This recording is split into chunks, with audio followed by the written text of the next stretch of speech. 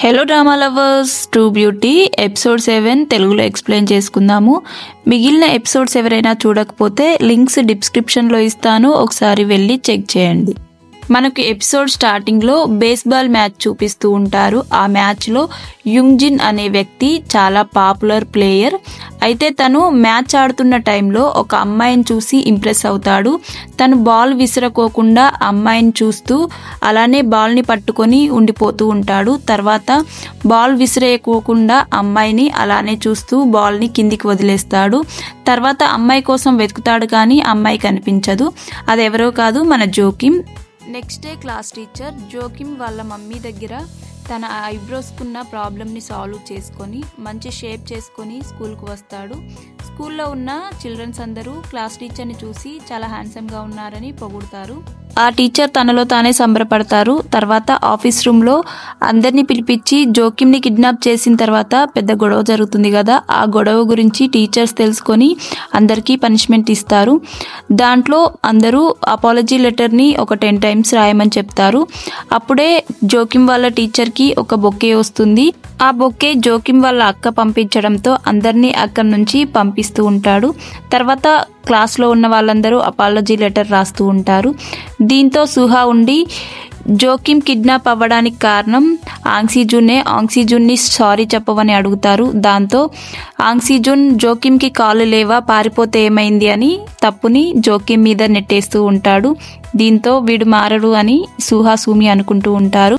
Evening ఇంటికి వెళ్తున్న జోకిమ్కి bus స్టాప్లో లీసుహో కనిపిస్తాడు. దాంతో జోకిమ్ లీసుహోతో ఈవినింగ్ మనం కామిక్ స్టోర్లో కలుద్దామా అంటే దానికి లీసుహో మనం లైబ్రరీలో కలుద్దాము స్టడీ చేయడానికి అని అక్కడి నుంచి వెళ్ళిపోతాడు. దాంతో ఇంటికి వెళ్ళిన జోకిమ్ లీసుహోని ఊహించుకుంటూ సిగ్గుపడుతూ ఉంటుంది. అదే టైంలో వాళ్ళ మమ్మీ ఆమె దగ్గరికి వచ్చి ఈసారి నీకు మార్కులు రాకపోతే నీ ప్రోడక్ట్స్ మొత్తం బయటపడేస్తా అని వార్నింగ్ ఇచ్చి అక్కడి నుంచి వెళ్ళిపోతుంది.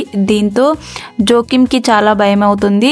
జోకిమ్ లైబ్రరీకి చదువుకోవడానికి వెళ్తున్న టైంలో లీసుహో లైబ్రరీ టేబుల్ మీద నిద్రపోతూ ఉంటాడు. అదే టైంలో జోకిమ్ లీసుహో దగ్గరికి వెళ్ళి అలానే చూస్తూ ఉంటే లీసుహో ఒక్కసారిగా కళ్ళు తెరుస్తాడు. అదే టైంలో తన ఫ్రెండ్స్ రావడంతో జోకిమ్ని లీసుహో తిడుతున్నట్టు యాక్టింగ్ చేస్తాడు. దీంతో వాళ్ళ ఫ్రెండ్స్ ఏమైంది ఇలా తిడుతున్నారని ఆశ్చర్యపోతాడు.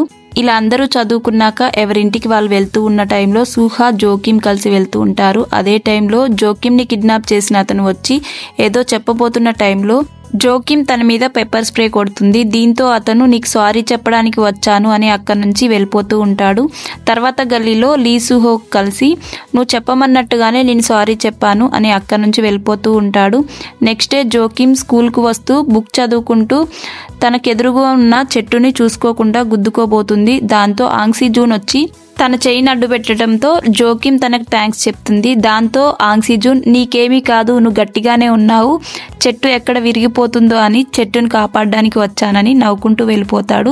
జోకిమ్ ఆంగ్సీజూన్ వెనకాలే వస్తూ ఎగ్జామ్కి బాగా ప్రిపేర్ అయ్యావా అని అడుగుతుంది. దాంతో ఆంగ్సీజూన్ ఈరోజు ఎగ్జామ్ ఉందా అని ఆశ్చర్యంగా అడుగుతాడు. నీకు చదువు మీద అస్సలు ఇంట్రెస్ట్ లేనట్టుంది అని జోకిమ్ అంటుంది. జోకిమ్ బాగా చదువుతున్నట్టు ఆంగ్సీజూన్ దగ్గర గొప్పలు తన గురించి తాను చెప్పుకుంటూ ఉంటుంది.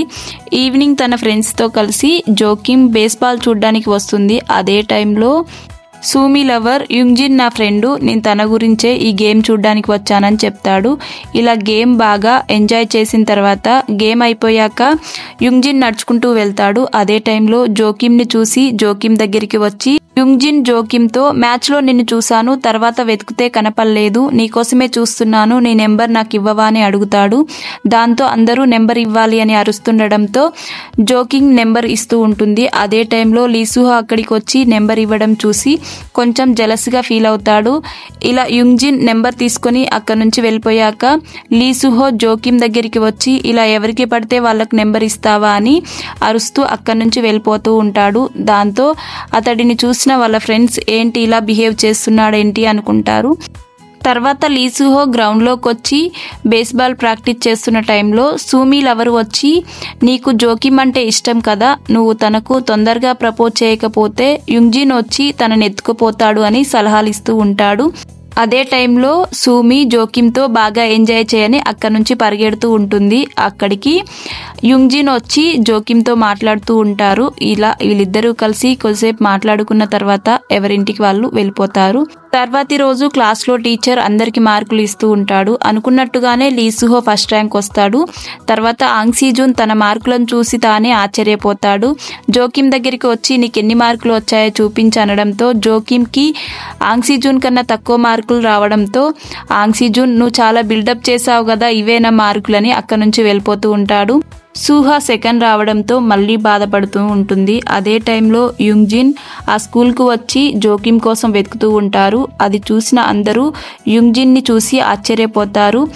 ఇలా యుంగ్జిన్ జోకిం దగ్గరికి వచ్చి తన దగ్గరున్న బాల్ ఇచ్చి రేపు నాకు మ్యాచ్ దగ్గరికి వచ్చి నన్ను చీరప్ చేయాలని అంటూ ఉంటాడు. దాంతో అక్కడున్న ఆంగ్సీజూన్కి కొంచెం జలసిగా ఫీల్ అయ్యి జోకిం దగ్గరికి వచ్చి ఆంగ్సీజూన్ జోకింతో స్కూల్లో మన ఇద్దరం డేటింగ్ చేస్తున్నామనే రూమర్ ఉండే, ఆ రూమర్ని నువ్వు బ్రేక్ చేయకముందుకే వేరే వాళ్ళతో ఎలా మాట్లాడతావు అనగానే అక్కడికి టీచర్ వచ్చి ఇక్కడ ఏం జరుగుతుంది అనగానే యుంగ్జిన్ జోకిం చేతిలో బాల్ పెట్టి అక్కడి నుంచి వెళ్తూ ఉంటాడు. వెంటనే జోకిం కూడా యుంగ్జిన్ వెనకాలే బాల్ ఇవ్వడానికి వెళ్తూ ఉంటుంది. యుంగ్జిన్ వెళ్ళడం లీసుహో చూస్తూ ఉంటాడు.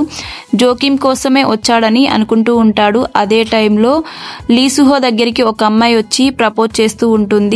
ఇది చూసిన జోకిం అక్కడే ఆగి లీసుహో అమ్మాయితో ఏం చెప్తాడా అని జోకిం అలా నిలబడి చూస్తూ ఉంటుంది. జోకింని చూసిన లీసుహో నాకు ఒక అమ్మాయి అంటే ఇష్టమని జోకిం ఇష్టం అన్నట్టుగానే అక్కడి నుంచి చెప్తూ వెళ్ళిపోతాడు.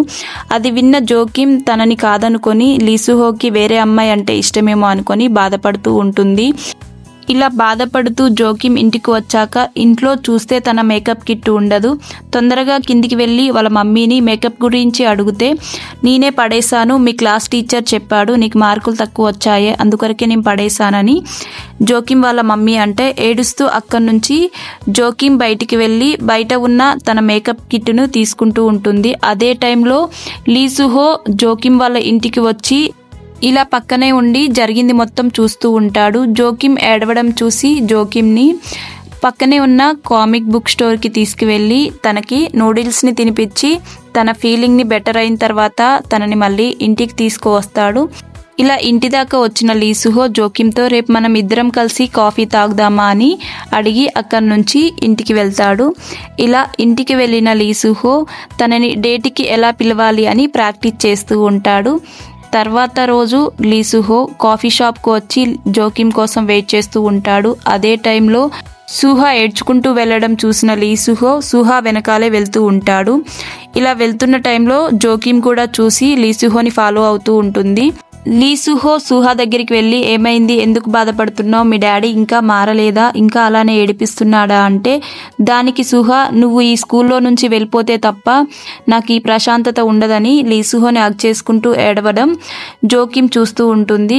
ఇది చూసిన జోకిం లీసుహో ఇష్టపడుతున్న అమ్మాయి తనేమో అనుకొని అక్కడి నుంచి బాధపడుతూ వెళ్ళిపోతూ ఉంటుంది. అదే రోజు ఈవినింగ్ కామిక్ బుక్ స్టోర్లో లీసుహో జోకిం కోసం వెయిట్ చేస్తూ ఉంటాడు. కానీ ఆంగ్సీజూన్ గోగున్ బర్త్డే కారణంగా జోకింని షాపింగ్ తీసుకుని వెళ్తాడు.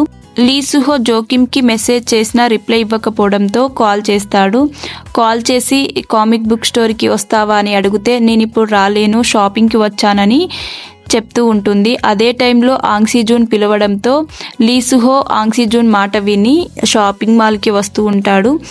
ఇలా వీళ్ళిద్దరూ షాపింగ్ చేసి లిఫ్ట్లో వెళ్తున్న టైంలో లీసుహో అక్కడికి వచ్చి జోకిం చేయి పట్టుకొని వెళ్దాం పదా అని తీసుకువెళ్తున్న టైంలో ఆంగ్సీజూన్ కూడా జోకిం చేయి పట్టుకొని లాగుతాడు. ఇలా ఇద్దరూ కలిసి జోకింని లాగుతూ ఉంటారు. లిఫ్ట్ డోర్లు క్లోజ్ అవ్వబోతున్న టైంలో లీసుహో జోకిం ఇద్దరు లిఫ్ట్లోకి వస్తారు. అదే టైంలో లిఫ్ట్ ఖరాబ్ అవుతుంది. ఇలా లిఫ్ట్ ఖరాబ్ అయ్యాక జోకింకి వాష్రూమ్ అర్జెంట్ అవుతుంది. ఇలా ఇద్దరిని కలిసి మీరిద్దరు చేయబట్టే లిఫ్ట్ అనేది ఖరాబ్ అయిందని వాళ్ళిద్దరిని జోకిం తిడుతూ ఉంటుంది. అదే టైంలో అక్కడ ఉన్న సిబ్బంది లిఫ్ట్ డోర్లు ఓపెన్ చేస్తే జోకిం తొందరగా వాళ్ళిద్దరి దగ్గర నుంచి బయటికి పారిపోతూ ఉంటుంది. ఇలా వాళ్ళిద్దరి దగ్గర నుంచి తప్పించుకొని జోకిం బయటికి వచ్చాక బయట స్నో పడుతూ ఉంటుంది. అదే టైంలో యుంగ్జిన్ అంబ్రిల్లా తీసుకొని జోకిం దగ్గరికి వస్తాడు. వాళ్ళిద్దరు కలిసి వెళ్తున్న టైంలో ఆంగ్సీజూన్ లీసుహో వాళ్ళిద్దరిని చూసి జెలస్గా ఫీల్ అవుతారు. తర్వాతి రోజు జోకిమ్ బేస్బాల్ చూడ్డానికి వస్తుందేమో అని ఆంగ్ సీ జూన్, లీ సుహో ఇద్దరు కలిసి వచ్చి వేరే అమ్మాయి నడుచుకుంటూ వెళ్ళడం చూసి జోకిమే అనుకొని ఇద్దరు కలిసి లాగుతారు, కానీ తను జోకిమ్ కాదు. ఇలా వాళ్ళిద్దరూ కలిసి మ్యాచ్ చూస్తున్న టైంలో అక్కడున్న కొంతమంది యుంగ్జిన్ మ్యాచ్ గెలిస్తే అమెరికా వెళ్ళిపోతాడు అన్నది విని వాళ్ళిద్దరూ యుంగ్జిన్ వెళ్ళిపోవాలి అని యుంగ్జిన్ని చీరప్ చేస్తూ ఉంటారు. అదే టైంలో జోకిమ్ వాళ్ళ ఫ్యామిలీ బేస్బాల్ మ్యాచ్ని టీవీలో చూస్తూ ఉంటారు. ఇలా చూస్తున్న టైంలో జోకిమ్ అక్కడికి వచ్చి యుంగ్జిన్ నాకు ప్రపోజ్ చేశాడు అని చెప్తే వాళ్ళ ఫ్యామిలీ అది నమ్మదు. తర్వాత జోకిమ్ జరిగిన ఫ్లాష్ బ్యాక్ గుర్తుకు చేసుకుంటూ ఉంటుంది. యుంగ్జిన్ జోకిమ్ని కలవడానికి వచ్చినప్పుడు నువ్వంటే నాకు ఇష్టమని చెప్తూ ఉంటాడు. అదే టైంలో జోకిమ్ నేను వేరే అబ్బాయిని లవ్ చేస్తున్నా, నేను లవ్ చేయలేనని చెప్తూ ఉంటుంది. జోకిమ్ జరిగింది గుర్తుకు తెచ్చుకొని మ్యాచ్ చూస్తూ ఉంటుంది. అదే టైంలో యుంగ్జిన్ మ్యాచ్ విన్ అవ్వడంతో లీ సుహో, ఆంగ్ సీ జూన్ ఇద్దరూ కలిసి హగ్ చేసుకొని యుంగ్జిన్ అమెరికాకు వెళ్తున్నాడనే సంతోషంలో ఇద్దరు ఎంజాయ్ చేస్తారు. ఇలా మ్యాచ్ అయిపోయాక ఇద్దరు కలిసి బయటికి వచ్చి నాకు జోకిమ్ అంటే ఇష్టమని లీ సుహో ఆంగ్ సీ జూన్తో చెప్తాడు. దానికి నేను కూడా జోకిమ్ని ఇష్టపడుతున్నా, ఇష్టపడకూడదా అని ఆంగ్ సీ జూన్ లీ సుహోతో చెప్తారు. ఇలా ఇద్దరు ఒకరికి ఒకరు సీరియస్గా చూసుకుంటారు.